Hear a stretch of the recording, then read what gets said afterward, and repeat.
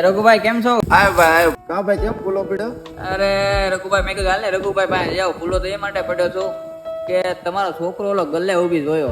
મેં કીધું આ રઘુભાઈ મૂકવા નહીં ગયો હોય, આ વેકેશન છોકરાનું ખુલી ગયું ને. હા ભાઈ જો ને હવે એને હોસ્ટેલે મૂકવા તો જાવો છે, પણ એ એમ કહે છે કે મને માથું દુખે ને પેટમાં દુખે ને આજકાલ કરે છે. હવે શું કરવું કેને ભાઈ?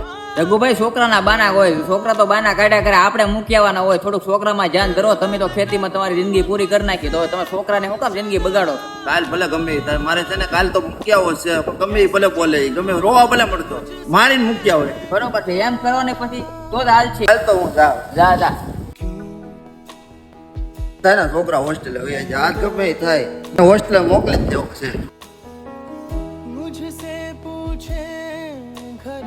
લાલા એ લાલા. હા બાપા.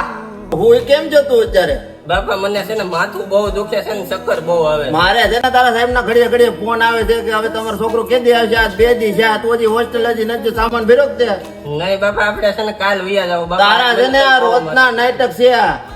આપણે સાહેબ ને ફોન તમે કરી દેવો, કાલ વિયા જાવ. માથું બહુ અત્યારે જ જવાનું છે આપણે. હવે સાહેબ ના વારા ઘડીએ ફોન આવે કે મને ખીજાય છે કે બધાના છોકરા આવી છે, તમારો છોકરો કેમ નથી આવતો?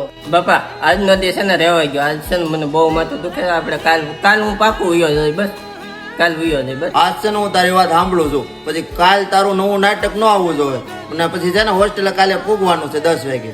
સાહેબ નો ફોન ન આવવો જોઈએ. હવે બટા તારા 20 દિનનો જે વેકેશન પડ્યો એમાં મેં તને કોઈ દી કઈ ચીંધો કે તું આ કર. હવે તો તારે સમજવું જોઈએ ને કે ટાઈમે આપણે હોસ્ટેલ પૂગી જાય. આ રોજ સાહેબોને ફોન આવે મારે સાંભળવું તારે થોડુંક સમજવું જોઈએ ને.